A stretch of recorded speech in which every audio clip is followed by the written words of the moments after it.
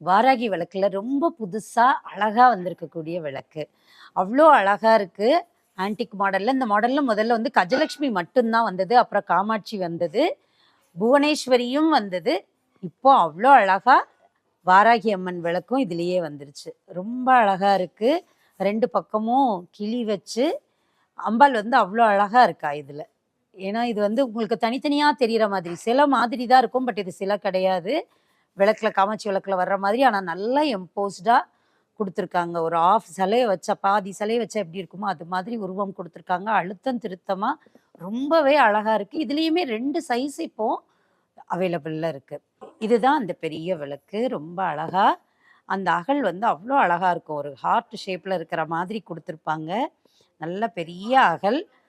அந்த ஸ்டாண்ட் அது வைக்கக்கூடிய அந்த காலுமே 3 காலுமே அவ்ளோ அழகா இருக்கும். அதுக்கு கீழேயுமே அந்த அந்த டிசைன் வந்து குடுத்து வர்றது